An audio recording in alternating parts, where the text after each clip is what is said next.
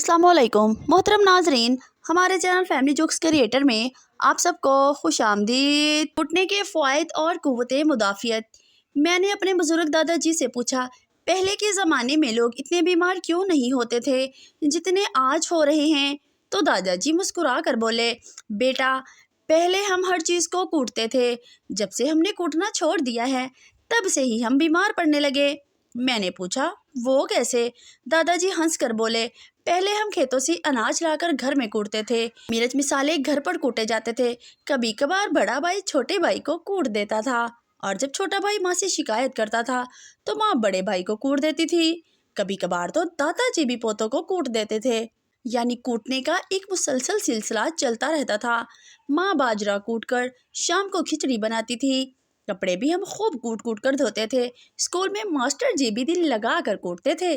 मदरसे में कारी साहब का कूटना तो क्या ही कहना, हर तरफ कूटने का अमल चलता रहता था। इसलिए कभी कोई बीमारी पास नहीं आती थी। सबकी कुव्वते मुदाफ़ियत मजबूत रहती थी। जब बच्चा सर्दियों में नहाने से इनकार करता तो माँ पहले इसे कूटती थी ताकि इसकी कुव्वते मुदाफ़ियत बढ़े, फिर नहलाती थी। अगर बच्चा खाने से इनकार करता तो माँ पहले कूटती थी, फिर खाना खिलाती थी। अगर स्कूल से शिकायत आती तो अब्बू कूटते थे, और अगर स्कूल जाने में टाल मटोल करता तो माँ कूटती थी। इसीलिए सबकी कुव्वते मुदाफ़ियत बरकरार रहती थी। तो गोया ये सारी कोटाई की बरकत थी जो अब ख़त्म हो चुकी हैं। इसीलिए हम सब ज़्यादा बीमार रहने लग गए हैं। इसी को कहते हैं कूटनीति। आदमी फल छोड़कर पकोड़े समोसे खाता है, फिर बीमार पड़कर अस्पताल जाता है। अस्पताल के बिस्तर पर वो रिश्तेदारों के लाए हुए सेब, माल्टे और अंगूर खाता है, और रिश्तेदार खुद अस्पताल के बाहर बैठकर पकोड़े और समोसे खाते हैं। बस यही जिंदगी का चक्कर है। शागिर्द अपने उस्ताद से उलझ पड़ा। इसको मुखम्मसे का मतलब समझ नहीं आया था। उस्ताद ने काफ़ी तशरीह की, मगर शागिर्द मुतमईन ना था। फिर उस्ताद ने कहा कि मैं तुमको एक वाक़या सुनाता हूँ, शायद तुम्हें मुखम्मसे की समझ आ जाए। नाज़माबाद में एओ क्लिनिक के सामने वाली सड़क पर एक बाप और उसी का बेटा मोटरसाइकिल पर जा रहे थे। उनके आगे एक ट्रक था जिसमें फौलादी चादरें थी। अचानक ट्रक से एक फौलादी चादर उड़ी और सीधी बाप की गर्दन पर आई। दोनों की गर्दन कट गई। लोग भागम भाग दोनों धड़ और कटे हुए सर लेकर डॉक्टर मोहम्मद अली शाह के पास पहुंचे। डॉक्टर शाह ने 7 घंटे के तवील ऑपरेशन के बाद कटे हुए दोनों सर धड़ों से जोड़ दिए। दोनों जिंदा बच गए। 2 माह तक दोनों माँ बाप इंतहाई निगहदाश्त के वार्ड में रहे। घर वालों को भी मिलने की इजाज़त नहीं थी। 2 माह बाद वो घर आए तो एक हंगामा मच गया। बाप का सर बेटे के धड़ पर और बेटे का सर बाप के धड़ पर लग गया था। शागिर्द मुंह खोले बहुत हैरत से सुन रहा था। घड़मस पैदा हो गया कि अब बेटे की बीवी शौहर के धड़ के साथ कमरे में रहे और शौहर के सर के साथ। अगर वो शौहर के सर के साथ रहती तो धड़ तो ससुर का था। अब क्या होगा? इधर ये घड़मस के माँ अगर शौहर के सर के साथ रहे तो धड़ बेटे का, और अगर शौहर के धड़ के साथ रहे तो सर इसके बेटे का।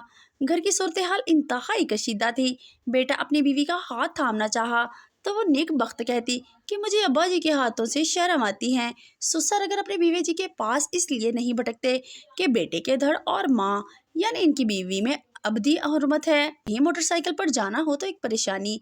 बहू शौहर के धड़ के साथ बैठे या ससुर के सर के साथ। अलगरज इनकी जिंदगी अजीरन हो गई थी। तमाम मामला ठप हो गए थे।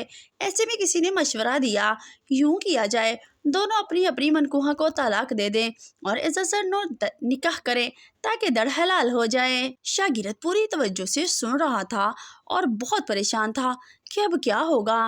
अब तुम बताओ कि अगर लड़के की माँ तलाक ले तो किससे ले, बेटे के धड़ से या शौहर के सर से? इधर बहू के साथ भी यही मसला, शौहर के सर से तलाक ले या ससुर के धड़ से? अब तुम बताओ क्या किया जाए? शागिर्द बोला, उस्ताद जी मेरा तो दिमाग बंद हो गया है, मुझे कुछ समझ नहीं आ रहा कि क्या किया जाए। उस्ताद गोया हुए, बेटा बस ये जो तुम्हारी कैफियत है ना, इसी को मुखम्मसा कहते हैं।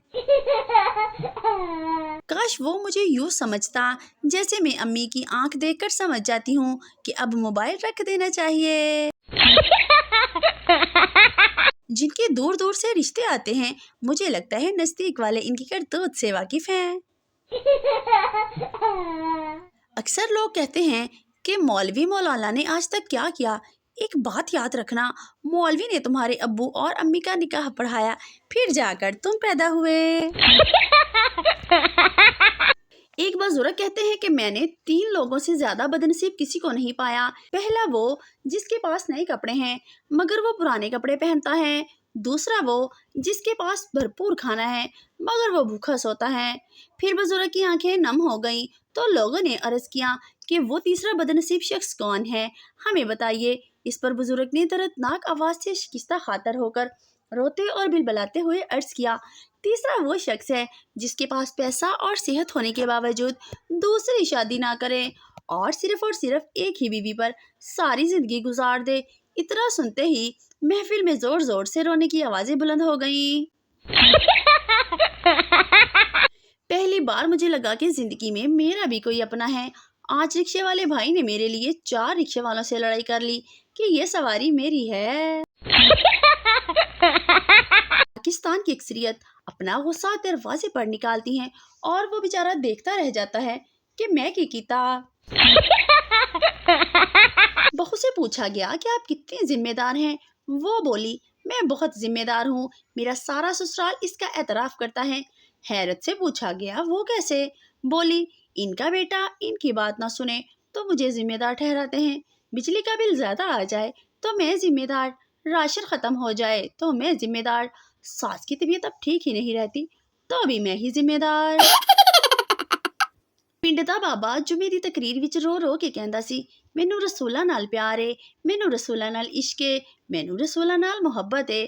ਤੇ ਫਿਰ ਅਗਲੇ ਜੁਮੇ ਵਿੱਚ ਪਿੰਡ ਵਿੱਚ ਨਾ ਬਾਬਾ ਸੀ ਤੇ ਨਾ ਚਾਚੀ ਰਸੂਲਾ, ਇਸ ਲਈ ਕਹਿੰਦੇ ਨੇ ਕਿ ਲੋਕੋ ਬਾਬੇ ਦੀਆਂ ਗੱਲਾਂ ਗੌਰ ਨਾ ਸੁਣਿਆ ਕਰੋ।